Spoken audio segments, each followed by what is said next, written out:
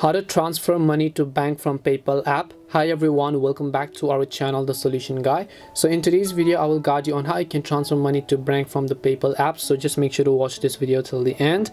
In order to transfer money to bank from the PayPal app, first of all you want to make sure that you've at least linked your bank account or your debit card of your bank to your PayPal account. So to do that, first of all just launch the PayPal application, right? So once you launch the PayPal app, you'll basically see this type of interface.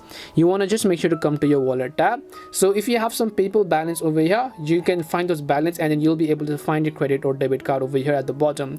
So if you actually want to add a new bank account or card, just tap on the plus icon over here. You can choose whether you want to add banks or whether you want to add credit or debit card, depending upon whichever one you want to add. You can go ahead and then do that absolutely. Then after you've done that, you will be able to see your PayPal balance. If you have funds left on your PayPal account, you could just tap on those PayPal balance over here and then you would find the option to actually withdraw it to your bank account.